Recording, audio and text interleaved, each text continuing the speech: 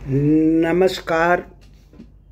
विश्व समाधान मंच प्यारा उत्तराखंड में आप देववाणी सुन रहे हैं। आपका स्वागत है। आज हम चर्चा करेंगे देश प्रदेश और विश्व में होने वाली प्रमुख घटनाक्रमों पर देववाणी में हमारा नजरिया। सबसे पहले आज 6 अगस्त के दिन हम आपको स्मरण कराते हैं।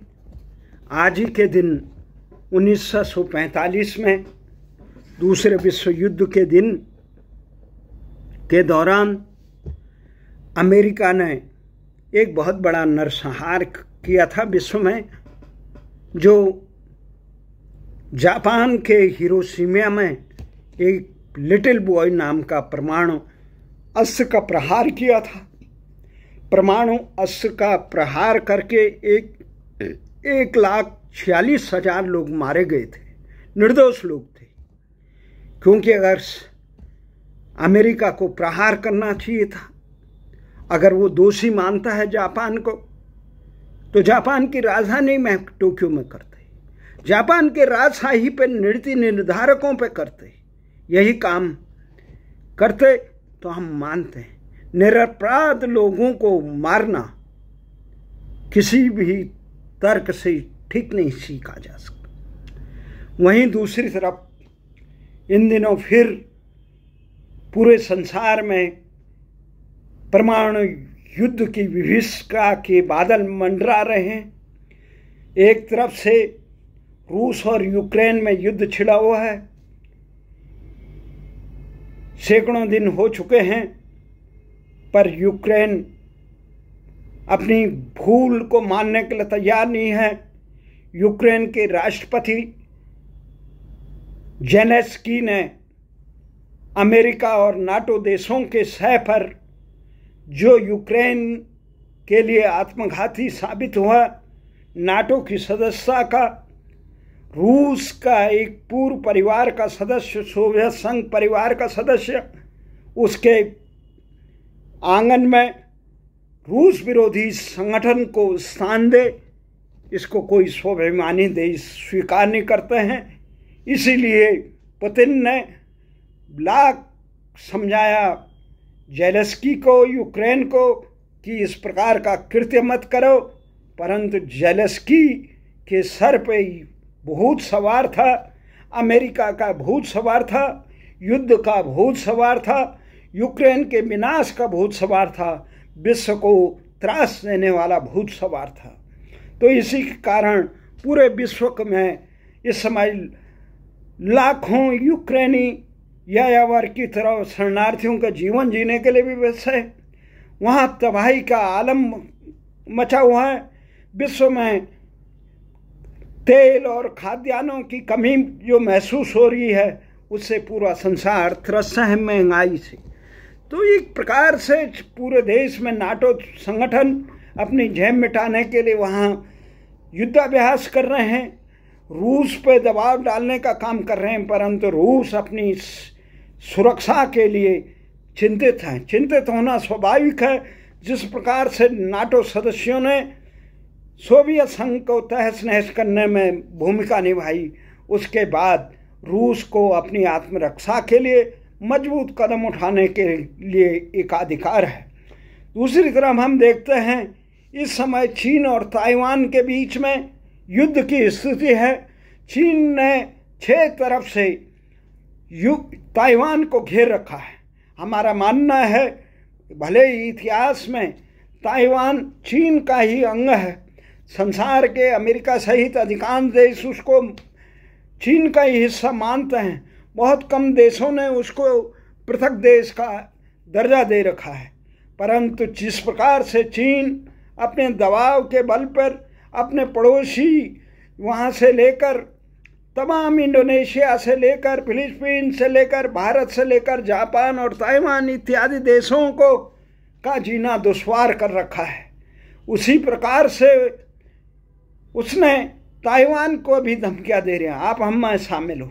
ठीक है, ताइवान में दूसरे विचारधारा के लोग बैठे हुए हैं, लोकतंत्र को मानने वाले लोग बैठे हैं। आप कह सकते हैं अमेरिका के सह पर वो जीवित हैं, परंतु आप कहें कि हम ज़बरदस्ती लेंगे, ये मुमकिन नहीं है, क्योंकि संसार की जो महाशक्ति है अमेरिका, वो उसका संरक्षक बना है 1947। आपने तिब्बत को कब्जा किया, वो उचित नहीं किया।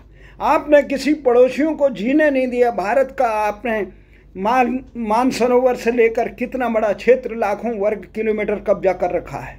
आप पाकिस्तान को सह दे के भारत के खिलाफ काम कर रहे हैं, तो वहाँ पे भी चारों तरफ से घिरा हुआ है। चीन में अभी चीन की तमाम दंगों के बावजूद अमेरिका के सदन की प्रमुख नैन्सी वहाँ पे गई। नैन्सी के जाने के बाद अमेरिका ने अपनी एक सामर्थ्य दिखाई, और उस सामर्थ्य के कारण चीन एक प्रकार से बेनकाब हो गया। उसकी धमकियाँ गीदड़ धमकियाँ साबित हुई। उसी के कारण उसका नजला इस समय ताइवान पे उतर रहा है। वो चारों तरफ से युद्ध अभ्यास कर रहा है 4 तारीख से 7 तारीख तक। ये तमाम चीज़ें हैं। उधर से उत्तर कोरिया और दक्षिण कोरिया के बीच जो द्वंद्व चल रहा है, उस द्वंद्व में अमेरिका और उसके मित्र राष्ट्र जापान इत्यादि वहाँ दक्षिण कोरिया के साथ संयुक्त युद्धाभ्यास कर रहे हैं। वहाँ उत्तर कोरिया के शासक को भले ही तानाशाही शासक कहें, परंतु वो अपने राष्ट्र को मजबूत बनाने के लिए और उसकी रक्षा के लिए कृत संकल्प है। तो ये अज़रबैजान और आर्मेनिया में जो लड़ाई चल रही है वो अलग ही चल रहा है। इधर लंका में लोग महंगाई से उन्होंने देश की सत्ता ही पलट दी। पाकिस्तान की स्थिति ये है। अफ़गानिस्तान जो अमेरिका के सह पे, वहाँ पे तालिबान सत्ता में आए और अमेरिका के प्यादे अलकायदा के लोग वहाँ पे रह रहे थे। उनमें से अमेरिका ने अपने एक पुराने प्यादे तालिबान के अलकायदा के वर्तमान प्रमुख जवाहिरी को मौत के घाट उतार दिया। इसमें भले ही कुछ लोग पाकिस्तान का हाथ भी बता रहे हैं कि उसके सेना प्रमुख वाजवा ने अमेरिका को यह बताया कि कहाँ पे जवाहिरी है, परंतु ये सच है अमेरिका की पूरी पकड़ पाकिस्तान के फौज, वहाँ की ISI एजेंसी और तालिबान दोनों पे है। तालिबान सरकार में सबसे खूंखार जो तथाकथित आतंकी अमेरिका ने, जिसके सर पर लाखों करोड़ों रुपए का जो इनाम रखा हुआ है, वो हकानी गिरोह वहाँ पे काबिज है सत्ता में। तो ऐसे में ये माना जाना कि अमेरिका एम्बेसी के आसपास इस प्रकार के खूंखार आतंकी वहाँ पे बिना अमेरिका की जानकारी के होगा, ये हास्यास्पद है। अमेरिका ने पूरे संसार में जिस प्रकार से अपने वर्चस्व के लिए सोवियत संघ को पछाड़ने के लिए इस्लामिक आतंक को हवा देने का काम किया, उसी का एक नमूना अलकायदा भी रहा। अलकायदा के तमाम प्रमुख लादेन से लेकर इन जवाहिरी तक को लोकतंत्र का योद्धा बताने का काम किसी और ने नहीं किया, अमेरिका ने किया। तो इस प्रकार से अमेरिका किस प्रकार की रणनीति से समझने के लिए आम लोगों को काफ़ी परेशानियां महसूस होती है। वो समझ से बाहर की चीज़ें, किस प्रकार से तोड़ी पहाड़ियों से अमेरिकी विमान इस प्रकार के टॉप के आतंकियों को उठाकर पाकिस्तान में रखते हैं, किस प्रकार से पाकिस्तान की सेना के इलाके में लादेन को रखा जाता है। तो अमेरिका को जब ज़रूरत होती है अपने प्यादों को बनाता है, मजबूत करता है, जब ज़रूरत नहीं होती है उसको मार देता है। तो ये प्रकार का ये घटनाक्रम चल रहा है। इससे क्या हुआ, पूरे संसार में अशांति छाई हुई है। अशांति इसलिए कि ऐसा लग रहा है कि परमाणु युद्ध हो, वर्चस्व अगर अमेरिका इस समय चीन पर अंकुश नहीं लगाता है, तो चीन जिसने इस समय कोरोना महामारी से अमेरिका और नाटो और यूरोप के देशों को सहित भारत में लाखों लोगों को इस प्रकार मौत के मुंह में धकेल दिया और पूरी अर्थव्यवस्था का चौपट कर दिया। ये रासायनिक हथियार, जैविक हथियारों का जो प्रयोग विश्व में प्रतिबंधित माना जाता था, उसको गुपचुप ढंग से किस प्रकार से संस्थानों को अपनी जेब में रखना, विश्व स्वास्थ्य संगठन को किस प्रकार से चीन ने अपनी जेब में रखा, किस प्रकार से उसने हस्तक्षेप करके अमेरिका के राष्ट्रपति के चुनाव में अपना प्रभाव दिखाया, और किस प्रकार से दूसरे देशों के तमाम लोकतंत्र के तथा कथित संस्थानों में अपने धनबल पर खरीदना, ये चीन का एक है। अगर चीन पर इस समय अंकुश नहीं लगाया तो अमेरिका का वर्चस्व सदा के लिए समाप्त हो जाएगा। चीन इस समय एकमात्र कोशिश कर रहा है विश्व के सबसे अधिक शक्तिशाली देश बनने की। उसमें शी जो उनके राष्ट्रपति हैं, उनको ये ताकत जनता ने दी। वहाँ की पूरी व्यवस्था देश के लिए जीती है, देश के लिए मरती है। लेकिन अन्य देशों में ये जो लोकतंत्र का ढकोसला, ये डबोर संग बजाते हैं, वहाँ अधिकांश व्यवस्थाएं सत्ता के लिए जीती है। देश दूसरे हैं, वो किसी भी ढंग से जीतना चाहते हैं। इसलिए वहाँ की व्यवस्था में पैसे के बल पर कौन कब क्या खेल करा दे, ये कहा नहीं जा सकता है। इसलिए संसार में किस प्रकार की व्यवस्थाएं बने, अगर चीन इस समय दब गया तो उसने अपने को बचा लिया। अगर चीन ना समझी कर गया तो चीन पे भी अंकुश लगेगा। ये सही है कि इस समय चीन के साथ रूस का मजबूत हाथ है। रूस के बाद उत्तर कोरिया है, इसके बाद वेनेजुला है, ईरान, इराक है, इनका साथ मिला है। तो ये तमाम देश हैं। दूसरी तरफ भारत के एक दृश्य करते हैं। भारत में भ्रष्टाचार का आलम छाया हुआ है, पूरे त्रस्त है। कोई भी दल ऐसे नहीं दिखाई दे रहा है कि दूध का धुला हुआ हो, जो देश की सेवा के लिए समर्पित हो। केवल विरोधियों पे दमन कर रहे, निष्पक्ष रूप से कार्य करने के लिए तैयार देश का तंत्र नहीं है। शिक्षा से आम जनता, शिक्षा, चिकित्सा, न्याय, रोजगार, सुशासन के लिए तरसती है। इसीलिए इस व्यवस्था का निर्माण किया जाता है कि लोगों को व्यवस्था सुचारू रूप से मिले। भारतीय संस्कृति यही सिखाती है कि भारतीय व्यवस्था संसार को एक संदेश दे कि सर्वे भवन्तु सुखिनः, सर्वे सन्तु निरामया, सर्वभद्राणि पश्यन्तु मा कश्चित् दुःखभाग् भवेत्। परंतु स्थिति क्या है, जब सत्ता के लिए संघर्ष ही एकमात्र उद्देश्य बन जाए देश के सत्ताधारियों का, कर्णधारों का, राजनीतिक दलों का और वहाँ के तमाम संस्थानों का, तो उसका शिक्षा, चिकित्सा और कल्याणकारी व्यवस्था देना प्राथमिकता नहीं रहती है। आज का देश का चुनाव जो है, देश का चुनाव बहुत खर्चीला हो गया। करोड़ों रुपये लगाने पर भी जीत निश्चित नहीं होती है। तमाम प्रकार के प्रलोभनों को देने वाले लोग आज ये मुफ्त वो मुफ्त करके देश की व्यवस्था को जर्जर हालत में बना दी है। लंका की तरह या कभी भी महंगाई से लोग त्रस्त हैं। पाकिस्तान भी बदहाली में जी रहा है, वही बदहाली में अन्य देश भी जी रहे हैं। वे स्थिति ये है, भ्रष्टाचार का ये आलम है। देश में सबसे लंबे समय तक राज करने वाली कांग्रेस सरकार, कांग्रेस पार्टी के प्रमुख अध्यक्षों और उनके पूर्व अध्यक्ष राहुल और सोनिया एक भ्रष्टाचार के मामले में प्रवर्तन निदेशालय, जिसे ईडी कहते हैं, उसकी जांच चल रही है। जांच चल रही है। भले ही कंपनियां दोनों उन्हीं की है, दूर से देख के सामान्य दृष्टि से भी ये कोई बड़ा भ्रष्टाचार नहीं है। ये भ्रष्टाचार नीतिगत मामला है। दस्तावेजी सही ढंग से लेन देन और उन दस्तावेजों का ठीक ढंग से नहीं किया गया। दोनों संस्थानों में, जिसमें यंग इंडिया और ये जेएल है, ये 800 करोड़ का जो संपत्ति थी जिस संस्थान की, ये जेएल की, जो नेशनल हेराल्ड की जो संस्थान है, जो कांग्रेस के नेहरू परिवार का एक संस्थान रहा है, वो कांग्रेस के लिए, तो उसमें इस प्रकार का कांग्रेस ने यूपीए सरकार के दौरान इस प्रकार का किया कि ये जेएल पे कि को यंग इंडिया, ने टेक ओवर कर दिया, उसके कर्जे हर्जे इस ढंग से कर लिए। दोनों संस्थानों में डायरेक्टर एक ही टाइप के। तो ये एक प्रकार से कागज में सही ढंग से काम न करने के लिए अज्ञानी लोगों के कारण जो इनके सलाहकार थे, मोतीलाल वोरा से लेकर ये तमाम जो इस मामले में सहयोगी रहे हों, उन्होंने सही सलाह नहीं दी और जिसके कारण वो कानूनी प्रक्रिया को उचित ढंग से विधि द्वारा सम्मानित ढंग से नहीं कर पाए।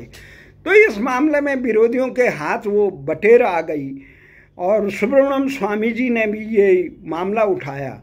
इस मामले में वो काफ़ी फंसे हुए हैं और इस मामले के बाद जब कांग्रेस ने महंगाई पर प्रदर्शन किया तो भारतीय जनता पार्टी के चाणक्य अमित शाह से लेकर तमाम नेता कह रहे हैं कि ये राम का विरोध कर रहे हैं, क्योंकि राम मंदिर का कांग्रेस विरोधी रही, इसलिए ये भी विरोधी रहे। इस दिन शिलान्यास हो रहा है या इस दिन कुछ राम मंदिर के बारे में कुछ अच्छा कार्य हुआ होगा, उस दिन काले कपड़े क्यों पहने? अरे भाई, एक विरोधी पार्टी विरोध नहीं करेगी तो क्या करेगी? वो विरोध कर रही महंगाई का, महंगाई से आम जनता त्रस्त है। आप कहो उबने, तुम तीर पे तीर चलाओ, काला बाबा कहते थे, तुम तीर पे तीर चलाओ कोई बात नहीं, हम जख्म भी दिखाएं तो तुम रो पड़े। तो विरोध कर रहे हैं, वो राष्ट्रपति को ज्ञापन जाना चाह रहे हैं, जाना देते कौन से तूफान पड़ जाता। राष्ट्रपति को अगर ज्ञापन भी दे देते तो किसकी नाक खराब होती। ये जो बवाल आप पूरे दिन मचाया टीवी, दूरदर्शन इत्यादि में, इससे क्या रुक गया? अहम कहाँ संतोष? बंद कर दिए 6-7 घंटे, उससे कुछ नहीं। उन्हें भ्रष्टाचार के मामले में बंद करिए कांग्रेस के नेताओं को, इन्होंने अगर सही ढंग से वो नहीं किया। कांग्रेस को भी राष्ट्र से माफ़ी मांगनी चाहिए कि भूल हो गई, नीतिगत भूल हो गई, ये कोई गंभीर मामला नहीं है, ये इसमें इस ढंग से भ्रष्टाचार के मामले में कोई वो तरह, पर सरकार को चाहिए भ्रष्टाचार के जहां आप यंग इंडिया जैसे मामलों को तुल दे रहे हैं, तो आपको व्यापकम घोटाले पर मूक कैसे बने हुए, उसके अपराधियों को सजा क्यों नहीं दे रहे हो? आप भारतीय जनता पार्टी के जितने भी सत्ता में हैं उनके मामलों को क्यों नहीं खोल? भ्रष्टाचार में निष्पक्ष होने चाहिए, तब देश को लगता है कि वास्तव में भ्रष्टाचार पे अंकुश हो, तंत्र पे अंकुश। तुम कहो कि मेरी तरफ वालों को पे सब माप और विरोधियों पे वो जनता को उचित नहीं लगता। ये ठीक है, उन्हें दंड मिलना चाहिए, उन्होंने गलती की, कांग्रेस को माफ़ी मांगनी चाहिए देश में। उसी ढंग से भारतीय जनता पार्टी को, मोदी सरकार को भी माफ़ी मांगनी चाहिए कि हम महंगाई पे अंकुश नहीं लगा पाए, हम रोजगार सही ढंग से नहीं दे पा रहे हैं, हम देश की जन आकांक्षाओं के अनुरूप हम माफ़ी मांगिए। और जितना आप ध्यान विरोधियों के दमन पे लग रहे हैं उतना अच्छा काम करते हैं। जनता तो आप ही के पास है, विरोधी तो कहीं है ही नहीं। कौन मूर्ख देगा इनको वोट, जो जिनकी दिशा और दशा नहीं है? ठीक, विरोधियों के पास तो दिशा और दशा नेतृत्व नहीं है, तो आप उनसे घबरा रहे हैं, जनता को सही सुशासन देने से दूर हट रहे हो, ऐसा उचित नहीं है। आपको जनता को महंगाई सुशासन के लिए व्यवस्थाएं बनाई रही होती है। व्यवस्थाएं किसी मोदी जी को प्रधानमंत्री बनाने के लिए या योगी को मुख्यमंत्री बनाने के लिए नहीं बनी है देश में, या राहुल को पीएम बनाने के लिए नहीं बनी है, या इंदिरा जी को प्रधानमंत्री बनाने के लिए नहीं बनी थी व्यवस्था, या नेहरू जी को प्रधानमंत्री। ये व्यवस्थाएं बनी है देश को, भारत भाग्य को चमकाने के लिए बनाई थी, भारत के नौनिहालों को अच्छे अवसर देने के लिए। सबका साथ, सबका विश्वास जो आपका नारा है उसको आत्मसात तो करिए। केवल नेताओं और नौकरशाहों को महंगाई भत्ता, लाखों रुपए की पेंशन, और देश की सुरक्षा में लगे लोगों को पेंशन तक नहीं। अरे क्या योजनाएं बना रहे हो आप? देश की सुरक्षा और रोजगार जब भार लग जाए तो उस देश का क्या होगा? सोचा आपने कभी? चीन हमारी छाती पे मूंग दल रहा है। पाकिस्तान कभी भी जो कह रहा था हंस कर लिए पाकिस्तान लड़ के लेंगे हिंदुस्तान, उसके हुंकार को भूल गए। जो हमारे यहाँ 5 करोड़ से ज़्यादा घुसपैठिए घुस चुके हैं राष्ट्रांतरण करने के लिए, जो धर्मांतरण करा रहे हैं देश में, वो भारत की संस्कृति को रोंदने का काम कर रहे हैं। वो भारत को बचाने के लिए नहीं कर रहे हैं धर्मांतरण। उनके आकाओं के स्वप्न ये है जो लॉर्ड मैकाले का था कि भारत को तबाह करके यहाँ पे अपनी संस्कृति जनगण मन अधिनायक जय स्थापित करना का, जॉर्ज पंचम की संस्कृति को स्थापित करने की। इसलिए बहुत कमज़ोर ढंग से इसको नहीं लेना चाहिए कि ये सुरक्षा बल कुछ नहीं कर रहे हैं, इनके पेंशन भी बेकार है, इनका वेतन भी बेकार है, इन्हीं के बल पर देश जिंदा है। सिकंदर ने अगर किसी विश्व में विजेता बना तो वो किसी दार्शनिक की वजह से नहीं बना, वो अपने सेना के बल पे बना। भारत शताब्दियों तक गुलाम रहा तो वो आक्रांताओं की मजबूत सेना की वजह से और हमारी बिखरी हुई ताकत की वजह से रहा। तो इसलिए आज ये भूल मत करिए, अपनी सेनाओं को मजबूत बनाइए। अगर बनाना ही का है अग्निवीर तो नेताओं को बनाए अग्निवीर। जो 2 बार जो भ्रष्टाचार में लिप्त हो गया उस पर प्रतिबंध लगा दो कि नहीं बनेगा। नौकरशाह परमानेंट मत बनाओ, यहाँ परमानेंट नौकरशाही किसी विषय का ज्ञान नहीं, भ्रष्टाचार पे संपत्तियां बना रहे हैं। अभी जनता दल यू ने एक अपने नेता को RCP सिंह को नोटिस दिया, भाई तुमने 58 संपत्तियां कैसे बना ली। कब दिया नोटिस? जब जनता दल यू से के दूर बढ़ के वो बीजेपी की तरफ जाने के लिए तैयार है। पहले तो शरद जी को, ये नीतीश जी को भी ध्यान नहीं रहा, उनके बड़े करीबी मित्र थे। जैसे ही विरोध होते तब याद आ जाता है। अभी ममता जी का क्या है, ममता जी के यहाँ इतने कमाल के ईडी का छापा पड़ा, वहाँ अध्यापकों की भर्ती में बड़ा घोटाला हुआ, बड़ा ज़बरदस्त। तो उसमें ईडी ने छापा मारा तो वहाँ पे पार्थ और अर्पिता नाम के, पार्थ मंत्री थे, ममता के करीबी थे। जब उन पे छापा पड़ा तो पार्थ के करीबी के घर से अरबों रुपये, करोड़ों रुपये, लोग आंखें फट गई। कई संपत्तियां, सोने चांदी का बेमिसाल भंडार। आम आदमी फट गए, लोग दंग रह गए, क्या हो रहा है? ये नेता है या लुटेरे हैं? ये भी फिरंगियों की औलाद हैं क्या? तो ऐसे ही अब हुआ ईडी के निशाने पे। उधर से कश्मीर में जो कह रहे हैं आज़ाद कश्मीर लेंगे, वो फारूक अब्दुल्ला से लेकर मुख्यमंत्री बने, उन पे भी ईडी का वो चल रहा है। उसके बाद ये परिवर्तन उत्तराखंड में ये देखो कितना बड़ा देवभूमि कह जाती है। लोगों ने संघर्षों बलिदान दे के मुजफ्फरनगर, खटिमा, मसूरी कांड की शहादतें अपने सीने में लेकर उत्तराखंड राज्य बनाया। वहाँ जन आकांक्षाएं साकार। ऐसे निर्लज मुख्यमंत्री दिशाहीन प्यादे थोप दिए गए जिनको जनसेवा का कहीं अनुभव नहीं है। जो उत्तराखंड के घोर विरोधी जो कह रहे थे हमारी लाश में बनेगा, उनको वहाँ के नींव का पत्थर बना दिया और उन्होंने वहाँ भ्रष्टाचार और व्यभिचार का मट्ठा घोल दिया। अब क्या रहेगा जी उत्तराखंड में? नींव ही खराब हो गई। उन्होंने जन भावनाओं को, जन आकांक्षाओं को रोंदा, गैरसैंण राजधानी नहीं बनने दी, भ्रष्टाचारियों को महत्वपूर्ण पदों पर आसीन किया। अब उनके आसपास अब क्या रहेगा? शांत तभी होगा। लाल बत्तियों का डोरा, गीत भी लगे उनके, पर गीत लगाने वालों को कांग्रेस से ज़्यादा भारतीय जनता पार्टी को गुस्सा आया कि तुमने नेताओं पर गीत क्यों बनाए, तुम्हें कोई वो नहीं मिलेगा। जनता के दिलों में राज करने वाले नेगी को कोई सम्मान नहीं। अरे भैया किससे पूछ रहे हो? तो कौन मूर्ख आप लोगों को सलाह दे रहे? एक ऐसे दिमाग से पैदल लोग हुए, वो कह रहे हैं कि ग्रीष्मकालीन लोग मांगे। अरे भाई अंग्रेज चले गए 1947 में, अभी भी तुम कुंभकर्ण बने हो। किसने मांगे ग्रीष्मकालीन राजधानी? उत्तराखंड का कौन अंग्रेज पैदा हो गया? ये अरे 1947 में चले गए अंग्रेज भारत को छोड़ के। आपने कह दिया ग्रीष्मकालीन मांगी, किसने मांगी? आपके अध्यक्ष अभी तक जो थे मदन कौशिक, वो गैरसैंण विधानसभा में निजी विधेयक रख रहे थे पूर्णकालीन राजधानी के गैरसैंण का। आपके अध्यक्ष रहे जो अभी विदेश राज्य मंत्री हैं अजय भट्ट, के उत्तराखंड के लोगों कर्णप्रयाग विधानसभा उपचुनाव में हमें जिता दो, हम गैरसैंण में राजधानी बनाएंगे। और आप कह रहे हैं जनता ने मांगा। अरे जनता कहाँ मांगी? किस अंग्रेज ने मांगा?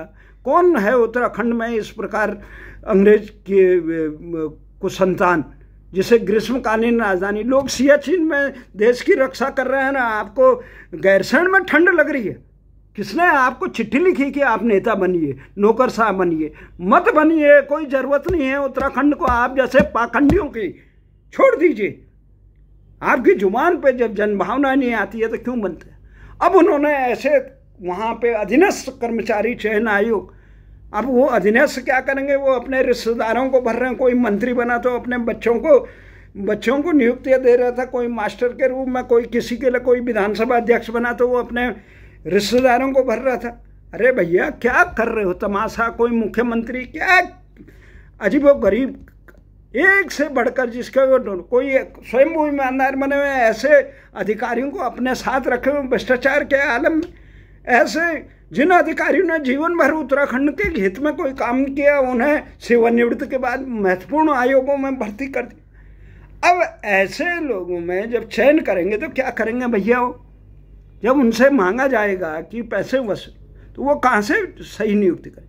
उत्तराखंड में नियुक्तियां ही गोल हो रहे हैं, बैठ गए, बिकने बैठ गए, पद बिकने बैठ गए, ये बिकने बैठ गया।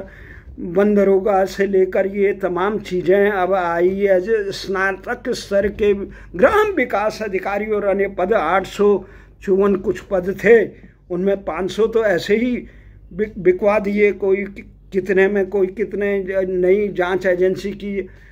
इतने घोटाला हो गए उत्तराखंड में, किसी अपराधी को सज़ा नहीं दी गई। सज़ा कौन देगा? वो केवल जनता के सामने बोल देते हैं बीजेपी वाले भ्रष्ट हैं, कांग्रेस वाले कहते हैं कि बीजेपी वाले भ्रष्ट हैं, बीजेपी वाले कहते हैं कांग्रेस वाले भ्रष्ट हैं, इनके राज में इतने घोटाले हुए, वो कहते हैं इनके राज में ही हुए। दोनों आयोग बना देते हैं, आयोग की रिपोर्ट जीरो। अब यहाँ पे एक वो बनाया गया जी, राजमार्ग बनाया गया जी। राजमार्ग के अधिकारियों को पूछा भाई पैसे वसूल कौन कर रहे थे? तो इधर से गडकरी जी बोले भाई राजमार्ग के अधिकारियों को क्यों तंग कर रहे हो, वो तो राष्ट्र के निर्माण के काम में लगे हुए। उधर से जिन पे संशय थी, कोई कहने गोड़ गाड़ के जीरो। गांव में योजनाएं विकास के नाम पे, एक हमारे मित्र हैं आंदोलनकारी श्याम प्रसाद खंतवाल जी, वो बहुत परेशान है। उनके नाम पे कई योजनाएं गांव में चली, उनके घर में उन्हें भी लाभान्वित दिखाया गया। वो कह रहे हैं ये बनी नहीं तो कैसे लाभान्वित हो गए? उन्होंने सूचना के अधिकार, मुझे कहता जी, अरे मैंने कहा वहाँ पूरा दाली काली है, तुम एक छिलके को देख रहे हो। वहाँ पूरा सिस्टम ही पथभ्रष्ट हो रखा है। जब तक उत्तर प्रदेश में भी ये हाल था, योगी जी के आने के बाद मजबूती से उन्होंने, जिस इच्छा शक्ति से, ईमानदारी से उन्होंने नेताओं को कहा आप वसूली बंद करिए, मैं नौकर साहब पे अंकुश लगाऊंगा, लगाया उन्होंने। माफियाओं पे लगाया, बड़े बड़े अपराधियों में, सरगनाओं पे लगाया, दहशत फैली, रोजगार लोगों को समय पे मिला, भर्तियां ठीक हुई, जो अपराधी ज़्यादा करे मंत्री से संतरी तक सबको जवाब तलब किया। पर कैसे उत्तराखंड में होगा?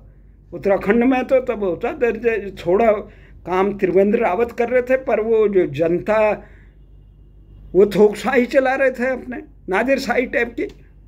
कह रहे थे ग्रीष्मकालीन, अरे ग्रीष्मकालीन किसने कहा भाई तुम्हें ग्रीष्मकालीन बनाओ? ऐसी भूल की कि भगवान ने उन्हें गद्दी से उतरवा दिया। फिर और नेता आए, वो साहस ही नहीं है गैरसैंण राजधानी बोलने का। अब वो घास काट रही थी घसियारी, उन पे भी पुलिस भेज रहे वहाँ। अरे भेजा तुमने मुजफ्फरनगर कांड के अभियुक्तों को पकड़ने के लिए कभी पुलिस? उत्तराखंड की 22 साल की सरकारों ने, किसी ने भेजा पुलिस खटीमा मसूरी कांड के अभियुक्तों को पकड़ने के लिए? देहरादून से लेकर अन्य जगह के श्रीयंत्र कांड के अभियुक्तों को नहीं भेजी, उनको लाल कालीन बिछाई गई। आप तो जो प्रश्न करेंगे उन पर अंकुश लगाने की बात करेंगे। जैसे कि ये सत्ता आपके लिए बना है, देश आपके, संसार, परमात्मा ने आपको ही संसार में नहीं भेजा है। अरबों खरबों जीव जंतु इस संसार में, सबका हक है। उनका हक मार के आप भारतीय संस्कृति को भूल गए कि सबके कल्याण के लिए जीवन जीना चाहिए। आप सत्ता में बैठे, आपको ये लगा कि कोई बोलना ही नहीं चाहिए हमारे खिलाफ, आप कुछ भी करें, आप तानाशाह, आप ही की वजह से सारी दुनिया चल रही है, सूरज चांद सितारे। अरे भैया ऐसा काम मत समझो। जो समय तुम्हें परमात्मा ने देश और जनता की सेवा करने के लिए दिया, मानव मात्र की सेवा करने के लिए, वो सेवा करिए। आप लाल बहादुर शास्त्री की तरह लोगों के दिलों में जिए, आप सुभाष चंद्र बोस की तरह लोगों के दिल में, आप भगत सिंह जी की तरह लोगों के दिल में चले। गांधी के आदर्शों का आपने निर्ममता से हत्या की। गांधी के सारे कहने का हम साथ नहीं देते, पर उन्होंने कहा था नशा मुक्त के लिए। आप नशाएं बेचने के लिए आपके प्रदेश, कई प्रदेशों की सरकारों ने सर्वोच्च न्यायालय में हलफनामा इस ढंग से दिया कि वो सरकारें सारे कटघरे में खड़ा होती थी राजमार्ग के नाम पे। आप क्या कर रहे हैं? आप विदेशी अंग्रेजी की गुलामी में देश को जकड़ रहे हैं। आप कह रहे हैं कि बस महंगाई पे कोई बोले ना। अरे क्यों नहीं बोले? इसलिए देश की सेवक समझे, अपने को सेवक समझो, देश का स्वामी नहीं। हमारा तो ये मानना है कि इस समय पूरा संसार एक त्रासदी में गुजर रहा है। ये आज 6 अगस्त है। दोबारा परमाणु कहीं सहार न हो जाए, क्योंकि ये एशिया में ही करना है। इस बात पे यूरोप वाले एक मत हैं कि परमाणु बम जो पड़ेगा एशिया में ही मार, नहीं तो अब तक यूक्रेन में पड़ जाता। यूरोप वाले मजबूत संगठित हैं, उस समझदार हैं। जापान में पड़ा, वो उस एशिया में था। गरीब मुल्क है एशिया और अफ्रीका, संसाधनों से संपन्न है, पर समृद्धि का आनंद कौन ले रहे हैं? यूरोप और अमेरिका वाले। क्यों? वो ताकत के बल पे जीत रहा है। तो इसलिए हमने ये कहा, उत्तराखंड के बारे में भी हमने ये कहा। कल हमारे मित्र सोमवारी लाल नोटियाल ने मुझे कहा था, रावत जी बच्चों के भविष्य का क्या होगा? मैंने कहा सोमवारी नोटियाल जी, ये एक आयोग की बात नहीं है। आप पूरा हर साख पे उल्लू बैठा है, ये गुलिस्ता का क्या होगा? जब इनका प्राथमिकता नहीं है उत्तराखंड की सेवा, ये प्यादे हैं। ये अगर परमार की तरह होते हैं, हमारे योगी जी की तरह होते हैं, जिन्होंने जन सेवा का संकल्प ले रखा, ईमानदारी से करते हैं, जिनके लिए सारी अपनी सृष्टि शिव की भक्ति करना है। पर यहाँ तो जीतने के लिए करोड़ों माया चाहिए, किसी ढंग से वसूलो, चपट करो, नारायण करो, अगला चुनाव जीतना है, फिर जीतना है, जीतना है, जीतना है। देश पे कितनी असुरक्षाएं आई है, उनको कैसे टैकल करोगे? उनको कैसे जमींदोज करोगे? इसलिए हमारा ये मानना है, देश को मजबूत करने के लिए एक ईमानदार नेतृत्व की ज़रूरत होती है। जिस समय, जिस काल में, जिस देश और प्रदेश में परमार और योगी जैसे नेतृत्व होते हैं, वो खुशहाल होते हैं। जहाँ इस प्रकार के थोपे हुए प्यादे होते हैं पदलोलूप, वो उत्तराखंड की तरह बदहाली का शिकार होते हैं। इसलिए जनता को चाहिए जातिवाद, क्षेत्रवाद और दलीय बंधुआ मजदूरी और निहित स्वार्थ से ऊपर उठकर ईमानदार नेतृत्व को सबल करे। गलत कोई भी पार्टी करे, चाहे भारतीय जनता पार्टी करे, कांग्रेस करे, ये सब सेवक हैं, इनको अपना स्वामी न बनाइए। राष्ट्र इनसे आगे है, इनको राष्ट्र न समझिए। देश तभी आगे बढ़ेगा जब उसके मजबूत नेतृत्व होगा, किसकी तरह? रूस के राष्ट्रपति की तरह। आज संसार में पुतिन ने सोवियत संघ की याद दिला दी, जो तबाह कर दिया था बिल्कुल यूक्रेन सोवियत संघ को 15 टुकड़ों में। आज उसने फिर एकजुट करके मजबूत बना। मैं नमन करता हूँ संसार के उन तमाम ताकतों को। और लोकतंत्र अगर वास्तव में जिंदा रखना है तो जातिवाद और क्षेत्रवाद और निहित स्वार्थ और दलीय बंधुआ मजदूरी को छोड़कर राष्ट्र, प्रदेश, देश, गांव के लिए जीना सीखो। तभी संसार में खुशहाली आएगी, तभी सत्यमेव जयते का उद्घोष होगा। जय हिंद।